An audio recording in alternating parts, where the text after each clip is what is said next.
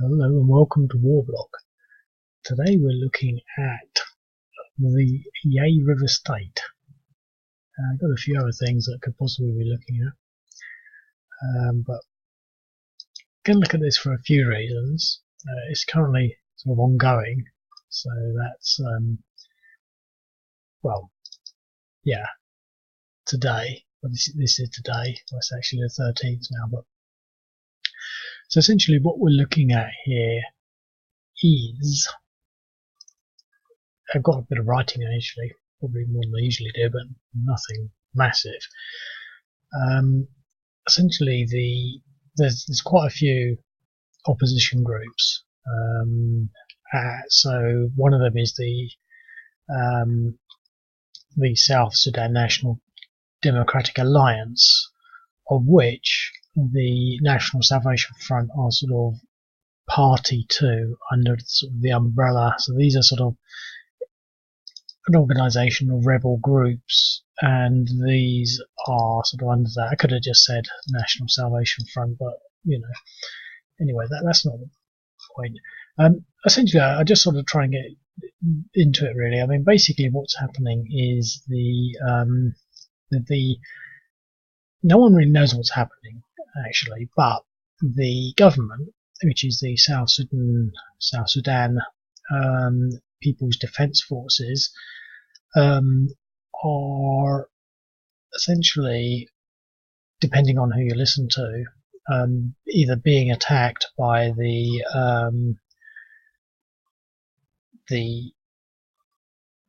National Salvation Front, or they are attacking them.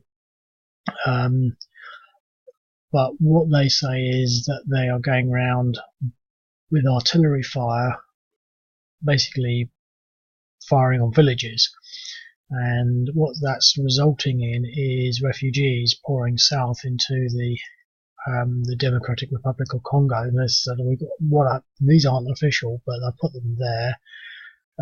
Refugee waypoints. The reason I put them as waypoints is because they're actually going to about there. So if we actually look at this,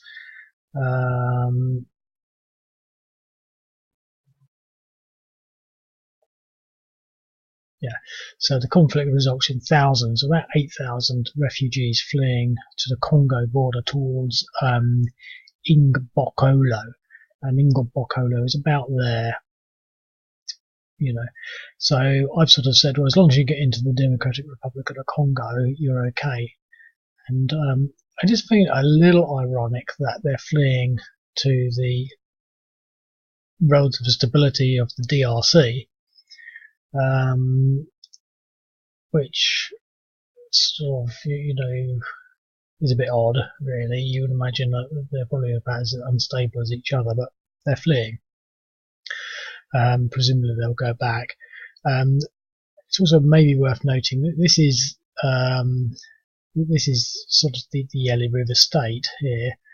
There is a bit more over here. This is sort of more, this place here, whatever it is actually sort of more over here. I've got the map a little wrong, but it doesn't matter. So essentially the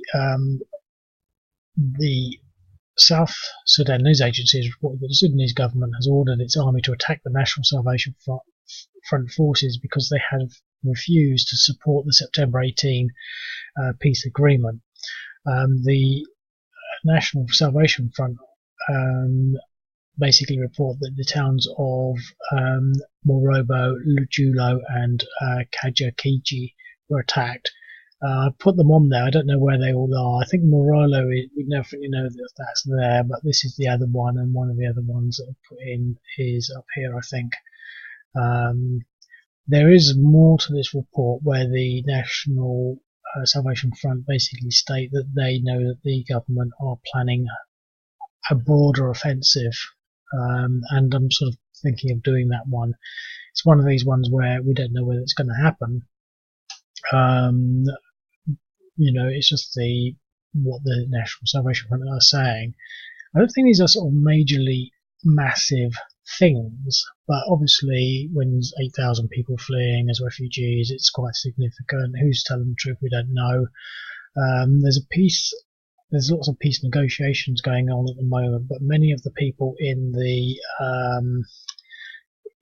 South Sudan National Democratic Alliance are not taking part in those negotiations, in particular the National Salvation Front, for certain reasons I don't really know. But so there's some sort of this type of activity. So what we're doing here is it's going to sort of play mode.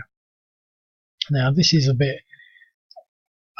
I don't know what's going to happen here, but what I'm talking about is the bombardment.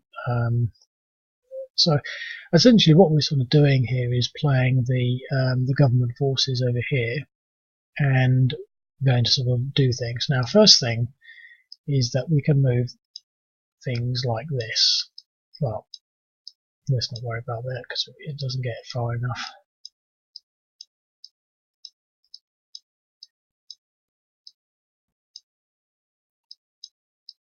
Now I'm not sure about the balance here.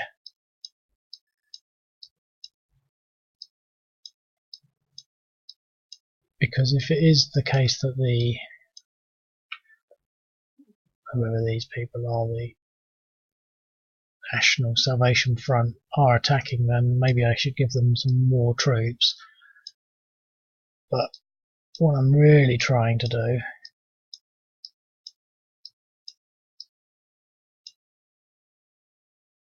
they've got some movement.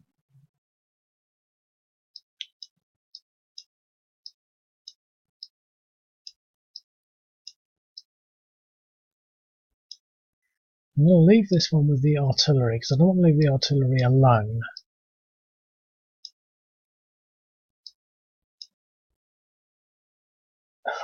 Mess that up. It doesn't matter, at least I can keep them there. And let's go for an attack here.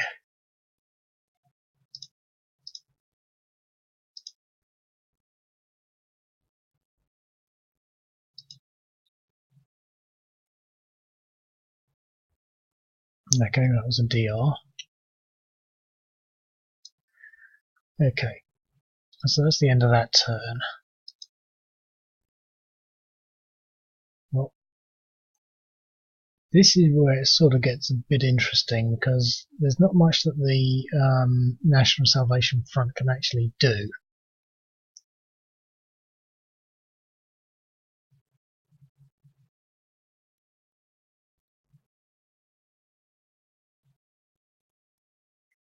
I mean, it's one of these games where it's sort of more reflective of what's actually happening because I'm not sure that they are doing anything. But what it might be nice to do, and what I'm thinking about doing, is maybe giving them some more units. But the thing is, I've put these to sort of battle groups, or maybe even take some of these away. Not so much to make it a balanced game, but to sort of reflect the fact that if whatever these guys are, the yellow guys, are attacking these ones, then at least give them the possibility of doing that. So what I was thinking originally was something else. Basically, using these forces to, well, if you would go here, damage this village, they could then go back in and restore it. This is why there's lots of objectives, because there's no way that the government can take all these objectives and hold them. So it'd be more a case of they go to one village and then these guys would go back into the other ones. But the difficulty is I've got a destroy function on everyone, on all the, so that basically these are destroys. So if they destroy them, they won't be able to go back in and do anything. So let's at least start getting some of these guys near a place where they can. They're moving pretty fast. Okay, he's still going. Stop no movement, that's it. I think what I'd like to do with him is at least get him out of the way.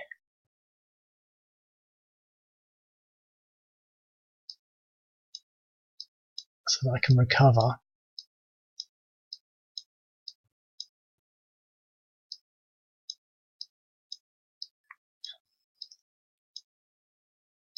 That's not what I wanted to do.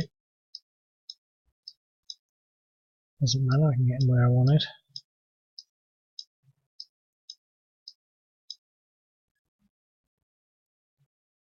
Okay.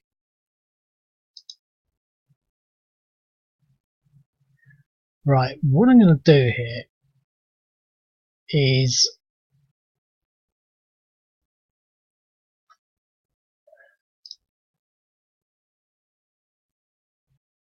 right.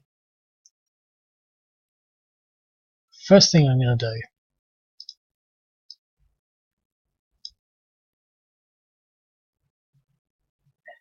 move into there. So what we've got is some refugees.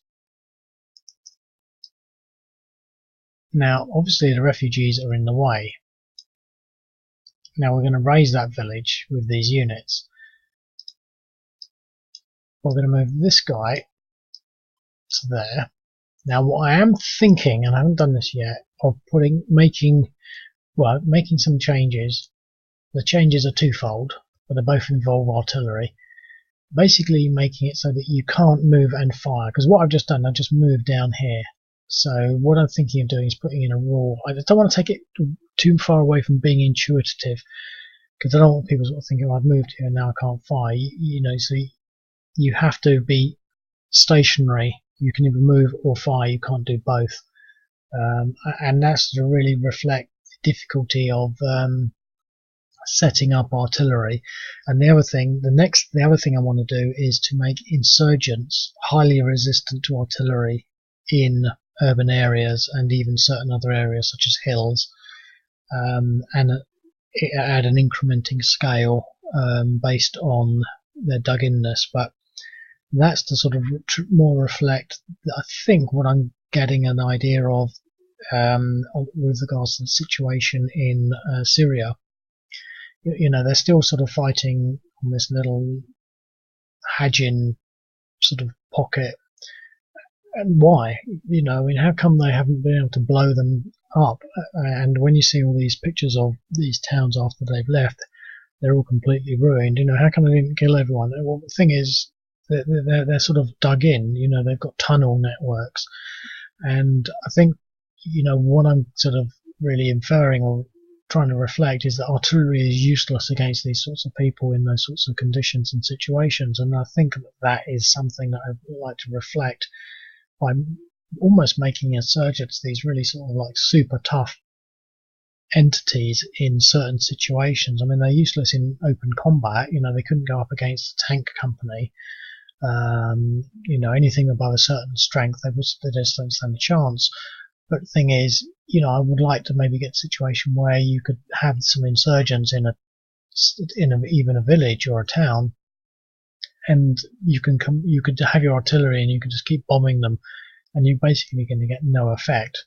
The thing is, because I haven't really powered down on the balance of things, artillery can sometimes be really pointless and really useless, and sometimes it can be sort of have a little overkill.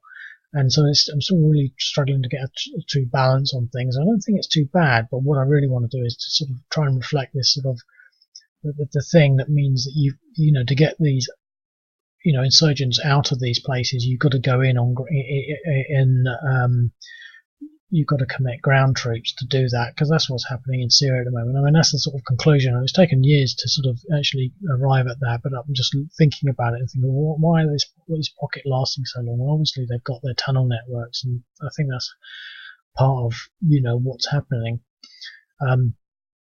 But another aspect of that, and I don't want to take the light away from this game too much, is that they'll also be quite tough in cities. So that when you enter them, they're again really tough, but that's going to be mitigated. It's if you've got special forces in your whatever thing that you're attacking with, then they don't get any of the benefits. So you have to have special forces somewhere in you know, even if it's only a 1-1 unit.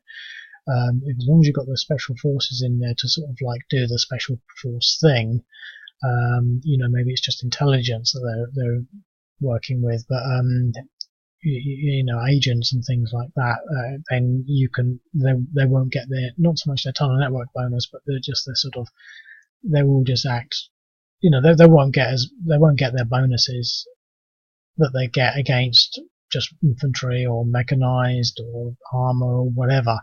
They won't get that bonus that I'm going to sort of give them when they're in cities and built up areas against those. But that's all something else. But anyway, so back to this. So I'm not sure where we are, but I think we just got in there. But what we're going to do now, and I've been wrestling with this, and hopefully it will work.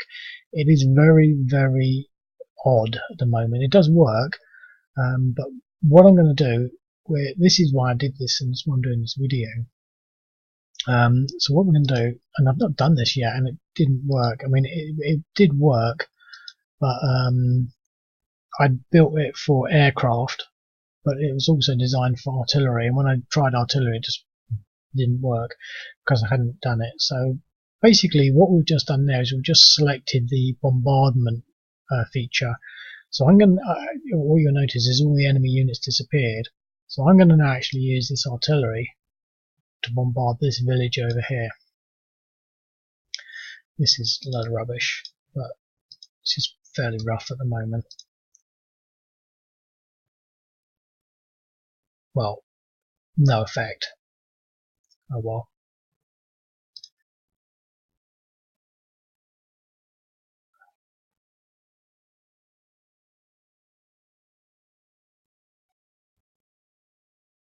Okay.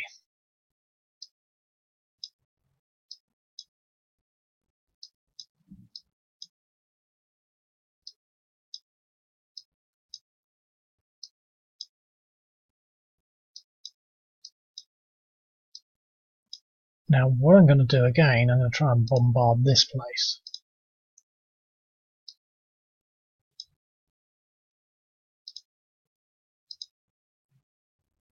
Okay, I did 1 damage. So what you'll see now is this village has actually taken some damage. Now, one of the problems I've got, well, I'll just say it straight. I mean, if you were to attack that with air power, you could only get it down to 0. If I attack it with artillery, I can take it all the way down to minus. No, I'm saying this wrong. This is why it's also a bit odd. If I attack, basically, objectives have 2 conditions, that they are either to capture or to destroy. So in these instances, they're all destroy. So if I was to have my air power come in or my artillery, I could destroy this by taking it all the way down to, basically it's starting, you probably can't see that because I can barely see it. These start at -5. This is 5 minus 5. I just done 1 damage, so it's 5 minus 4. As soon as it gets down to 5, it will become destroyed. Now, if it was a capture one, what would happen is that as soon as it got down to 5, it would become captured. Well, that's ridiculous if you're doing airstrikes. So basically, with airstrikes and artillery, you can't capture these places. So I can only do half the damage. I can only ever take it down to 0. Now, that doesn't actually make a lot of sense because if you consider the logic of that, it's very weak in the sense that obviously we know we can't capture places with aircraft, but we know that we can probably, like Aleppo, we can bomb them into rubble completely. So why can't we take it down? For example, this is a -20 objective, so it will take me 20 points to get it to 0. But if it's a capture, I can't take it any lower than 0, and that's quite a lot of points. 20. I couldn't do that with my air power, and I have thought about doing it so that it can go all the way down to 19, so that'd be 1 point away. But so it's a bit odd at the moment. It's a bit sort of, I'm not sure how it's going to work. But the point is, this is a situation where the army are being accused of firing their artillery into these towns, and that's sort of why I did it. Or not so much why I did it. I mean, I did it because it seems like something that's happening in South Sudan. That's not a lot of focus on that area otherwise. But I sort of thought, well, because there's quite a lot of this stuff going on in Syria at the moment with the Israelis bombing locations, and I keep thinking I need to do that, I need to do it. I just haven't been able to sort of get the time together to do it, but this seemed, I don't know, just all seemed to slot together. But this, for example, I've not done any scenarios with this yet, this bombardment thing, and I really want to, I really want to start sort of, because there's a lot more of it. There's a lot more of it in Kashmir, there's a lot more of it in the Ukraine, there's actually quite a lot of it going on in, the Israeli front there, and time again there's quite a lot of it, and I do want to sort of build these scenarios where they're almost just, reflective of the news as it's happening, and if there is just bombardment, to give it that sort of, that ability to do that, so I mean, it could be that you've got 5 rounds of bombardment and see what you can do. Well, obviously we missed on this one, so you're not always going to get it. But so that's sort of where I'm sort of coming from, really, with regards to that issue. Hopefully, I'll be able to sort of, I don't know, come up with something that might be a little better. Just we can't have aircraft capturing locations. Okay, so next, we've moved them. I mean, I'm going to leave them there. I'm going to put this here.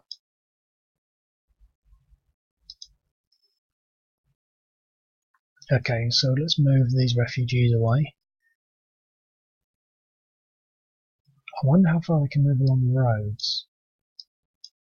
Yeah, they can move 2 along the road. Okay. Now he's going to recover. So we've got 3 units in there. So we just really can't attack anything at the moment.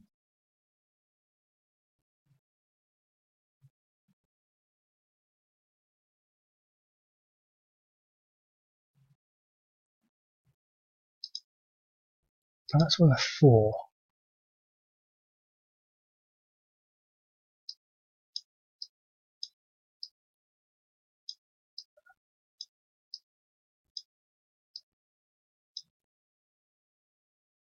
Relief him to recover. They're just going to sit there.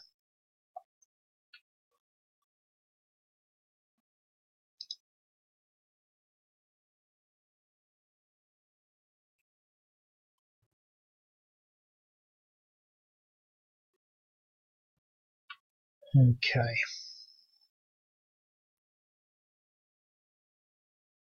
Well, what I'm going to do,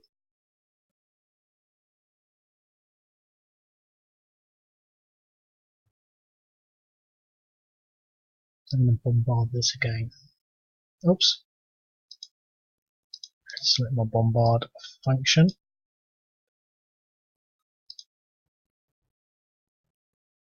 Everything is what I call cascadable, or cascading in this game, in the sense that 3 damage, that was good. So we're now down to -1. When I say it's cascading, what I mean is you don't have to know about that rule really with the bombardment to play the game. And that's what I sort of want to avoid with certain things. For example, one of the things I considered with artillery was making you deploy it before you could use it. I think having the artillery moving or firing is plausible. It's as possibly difficult to comprehend how much movement you have as anything else. I mean, with this sort of feature, you can see that it's finished moving, but if he only had 0.1, he couldn't move anywhere, but he still wouldn't be grayed out, so it might be a bit confusing. What I'm going to do, well, I'm glad that on that instance that they went into separate places. It's quite often they always go into the same one, but I'm pretty sure that because he was there, they couldn't. Is he there or there? Anyway, I don't know.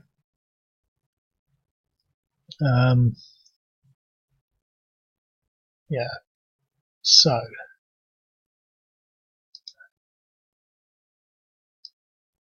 Oops. See, that's sort of, I think it could be easier to figure that out. 2 damage.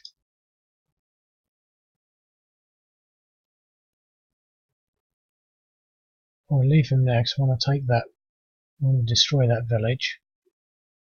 We want to leave that unit with that. So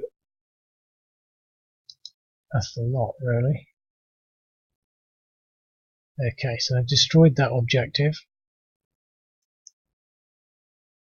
So you could do this sort of over rivers, or I think it could work. I think there could be other situations that I can't really consider or haven't contemplated where it's going to be, well, we really want to take this objective out, but it's difficult, but we've got artillery, we can just bombard it with artillery. Just as a small note, I don't want artillery to be all powerful, but what I'm doing here is facilitating the ability to attack objectives, and it's not really that strong a power to possess. I don't think it's sort of going to unbalance any games, but I think it's just going to add to the realism, because if you are pounding these towns, one of the things I did want to do, and this doesn't do that because this concentrates on bombardment specifically, and I think it was going to be another factor, but I don't want to bring in all these factors because I don't want things to be unintuitive.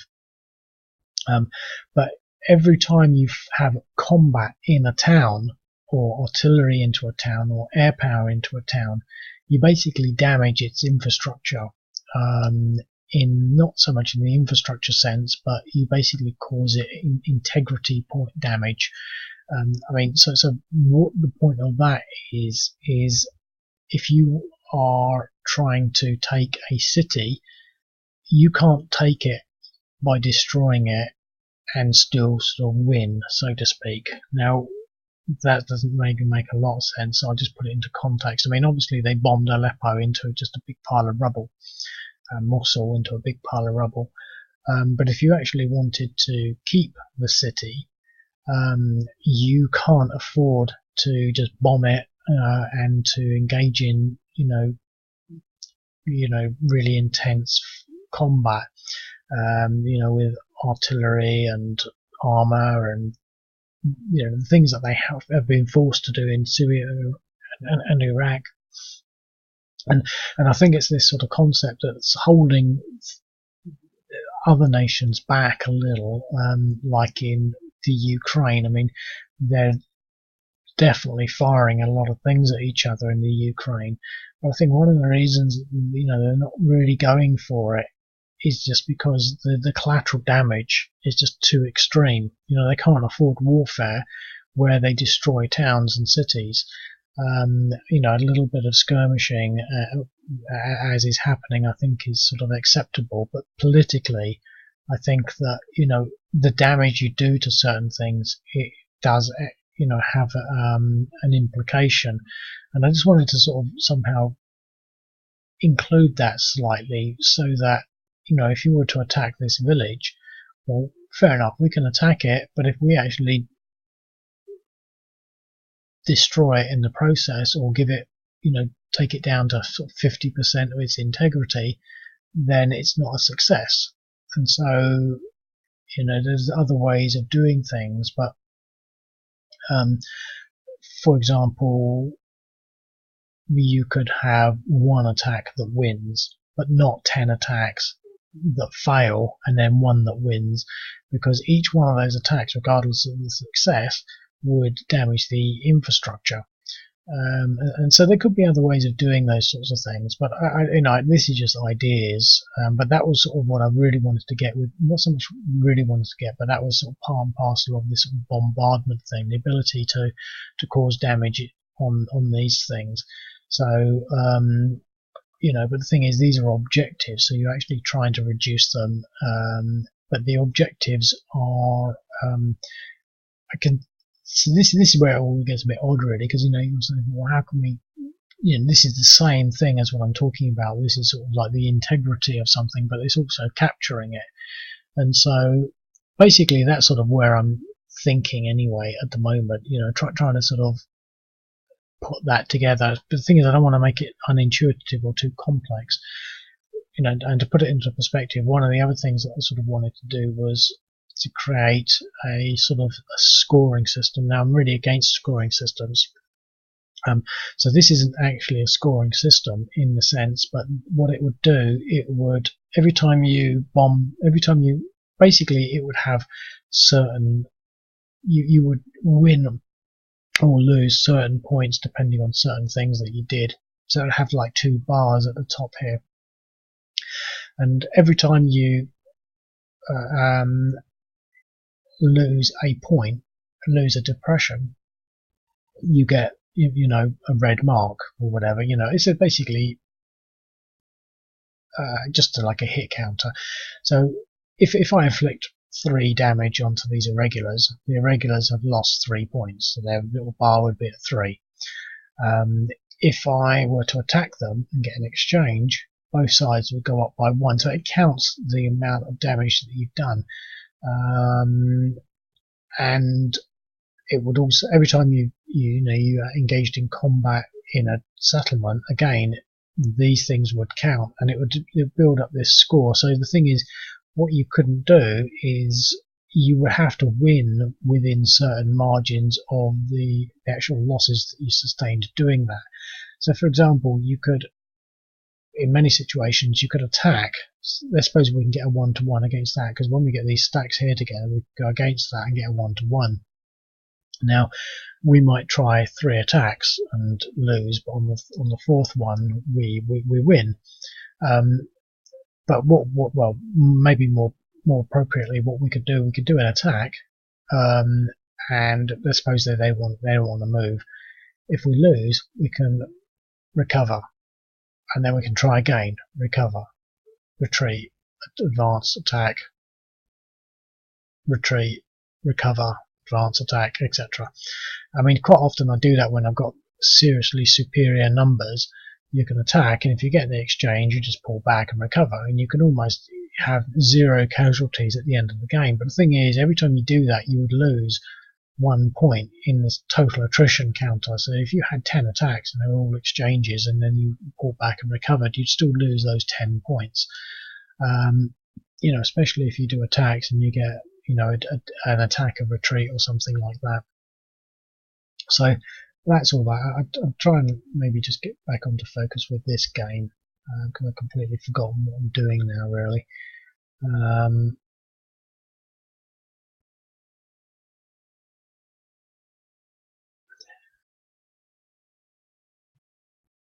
Okay, well, let's try and get these guys out.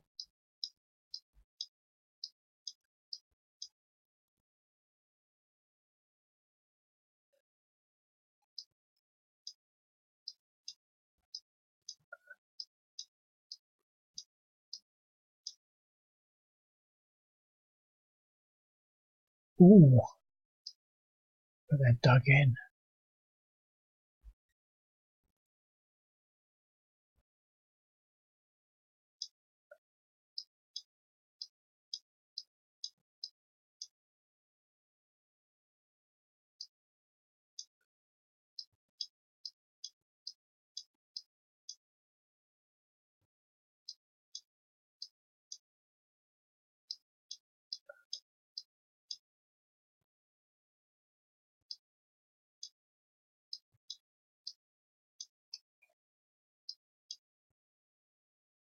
This will probably be a 1-to-2, but I'm just going to do it for the hell of it.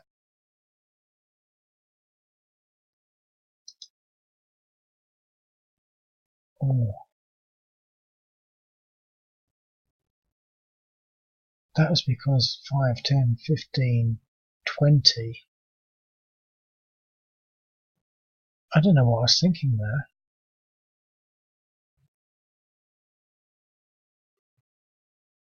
I was thinking, yeah, the problem is the reason I knew that this was a vulnerable stack because their total defense is 3 plus 1, which is 4, so they're not above 5, which means they don't get the bonus, or at least we get our bonus. I thought we had 1, so I thought they had 4, and I was going to go for a 1-to-1, but this is exactly the sort of, and I got a good dice roll. So on a 4-to-1, I actually pushed them back.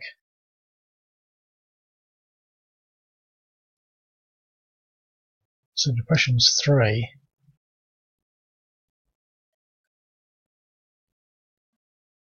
I just don't have the movement there.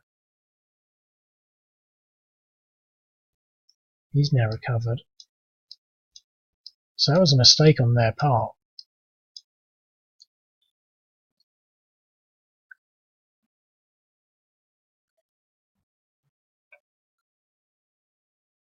Okay. Well,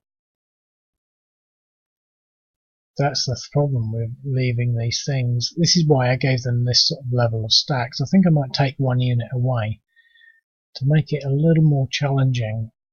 But to be quite honest, all that you'll end up doing is this will just march around in 1 stack. They have to be more than 5 to not be vulnerable. And the whole point of that is based on the sort of the broader picture of how insurgents work. They pick off easy targets. So you can't afford to split your army up, and it makes it quite difficult to create a front line because you can't split them up thin. And so you have to sort of have densities, of over 5, which is, quite a lot. So instead of being able to have a line, you have to have 1 here and then 1 here, and then the insurgents can just go through the gaps. I mean, they can go through gaps anyway, but they can't go through that gap. But they can go through zones of control. And basically, insurgents are just a pain, I think, to the sort of the bigger military complex. But we can demonstrate that here quite easily. Okay. So how do we want to deal with this? Because obviously we don't want to be attacked again. That was a mistake, basically. We're going to have to pull these units back and try and fight through.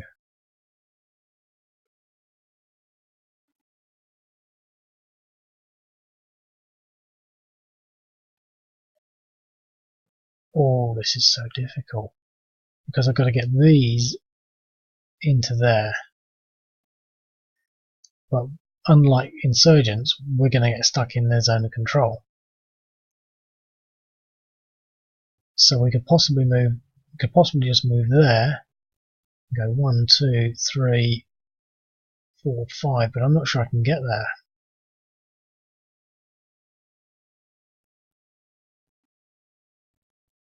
I'm more concerned about getting them joined up than, because I could fight through this. I could fight into there. That would be a 4-to-1.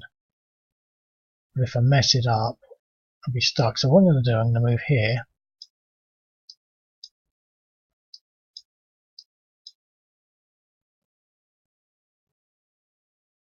One, two. I can't do it. I can't actually do it. I need to get into there. There's one way of doing it. Because I've got I'm in a zone of control, aren't I? Yeah. But I can do it like this. So let's get some artillery on them. 0 damage. Okay.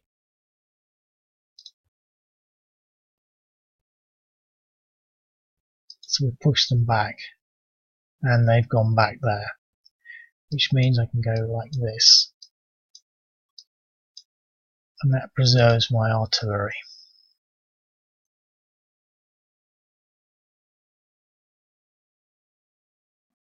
Now here, we've destroyed that objective.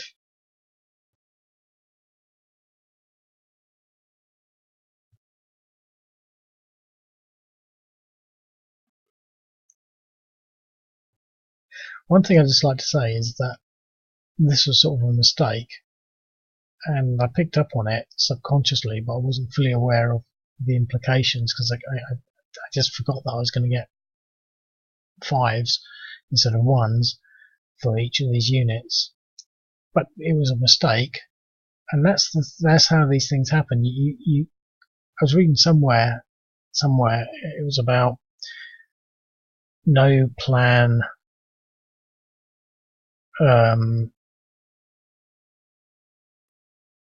something or other after contact with the enemy. No plan remains the same after contact with the enemy. Basically what it's saying is, you can make a plan, but everything, as soon as you engage the enemy, things are going to change. So things are so variable. But the thing is, what I'm saying is, there's always going to be some sort of mistake, and in a game that's simple, there's, you might think, well, there's not a lot that can happen, but there is. I just did it there, and again in the game, when you move these counters around, you suddenly realise that you've left something vulnerable, and you sort of think, well, hang on, I'm playing in the sense that I'm never going to leave myself vulnerable, but you do, and you sort of think, well, hang on, how did that happen? It can be subtle little things, but anyway, so we're going to just sort of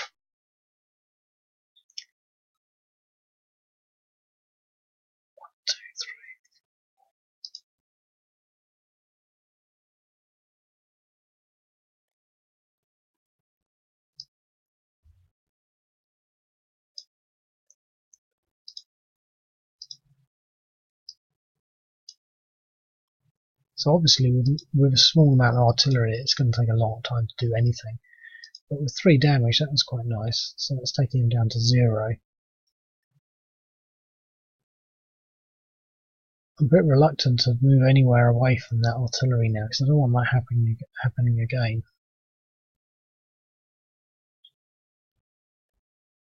Okay.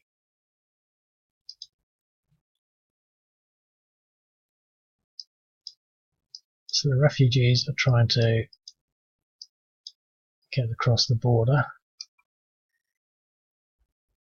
One real damage there, wouldn't we? But see, that stack is now worth, well, the thing is, that stack is in theory worth 7, but they're damaged.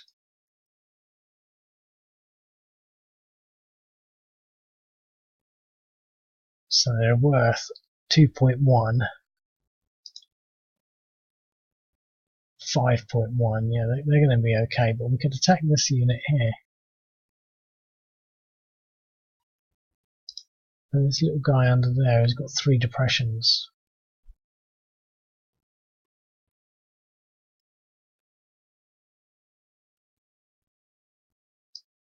Let's go for it.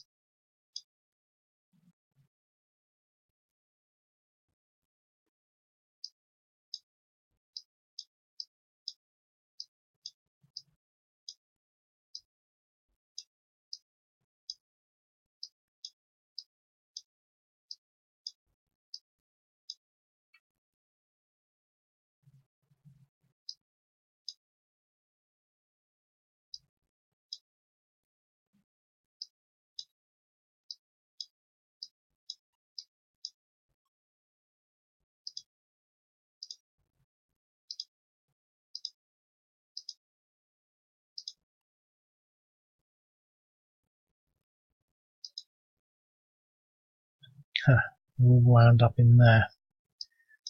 But let's see whether we can stack him up at least.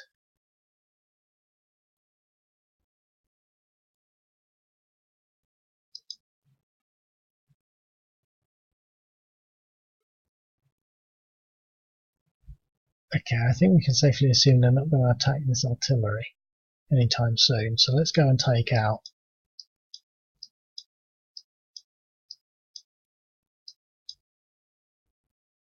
Alright, I see.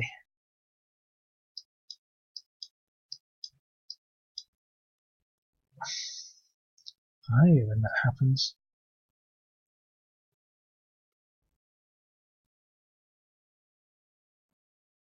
I suppose I've got to press the back button. That'll work.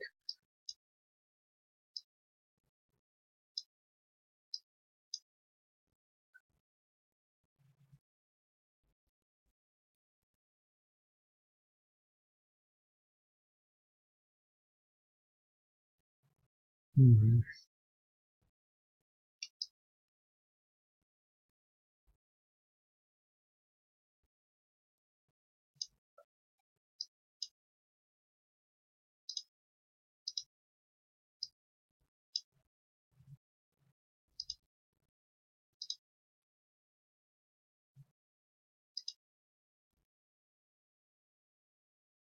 I should be able to do that next turn.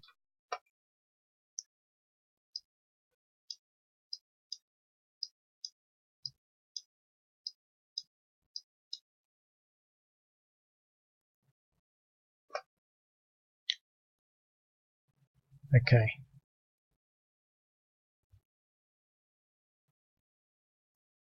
Three depressions. Oh.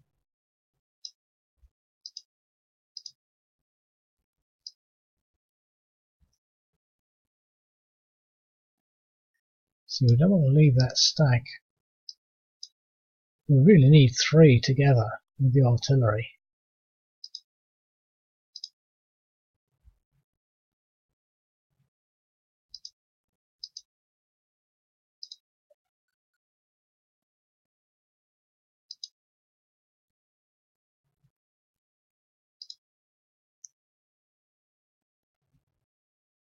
Six. Oh, six movement. 6.2.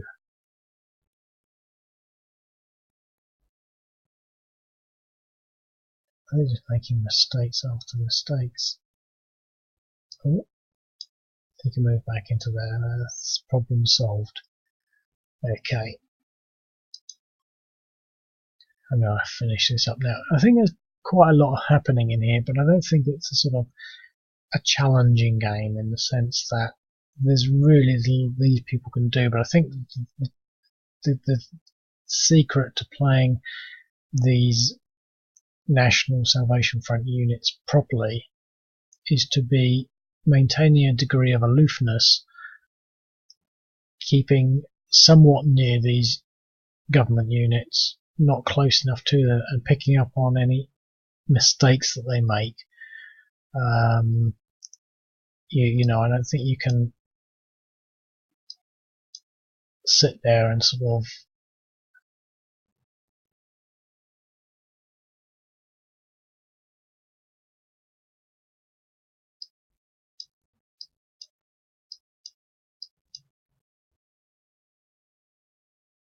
I don't know what I'm talking about now. I don't think you can sit there and play the game and stop the government doing, you know, whatever it is they're going to try and do. You know, they're just too big and tough. You know, and I don't think what I'd like to do. I'd like to make it so that they have a lot more scope for messing up. Maybe making one of these units a bit smaller. I mean, they've split up here. Once they've split up, they're all vulnerable. But all my units are over here. So in theory, what I could do is, I'm not going to do any more of this now, but what I could do is bring these units, sweep them down here and attack these or these, and I need to keep them sort of, you know, I need to have enough units to be able to sort of like try and follow and shadow these units, so that if they do split up for some reason, I can jump on them. There's not enough of them at the moment, but I think it's an interesting game. And obviously the bombardment rule is slightly new. You know, it's another one of these games with the refugees, and you know, whenever there's lots of refugees pouring out, I mean, you know, it's sort of significant. It doesn't matter what people say, really. You know, you don't get smoke without fire, so, you know, but I'm not really sure what the South Sudan situation is fully, but, you know, this is obviously sort of something that is quite fresh and new. I think what I'm going to try and do is get a few more sort of things that require these bombardments, or, you know, the situations I was talking about before in Kashmir, Israel, Ukraine, those sort of scenarios, and just see how that pans out as a sort of as a gaming mechanic, as opposed to just more of a simulation mechanic. But anyway, I'm going to have to go because it's late. I didn't really tend to do this. I thought, I'll just spend 15 minutes on this, and 50 minutes later. So yeah, I'll speak to you later. Cheerio.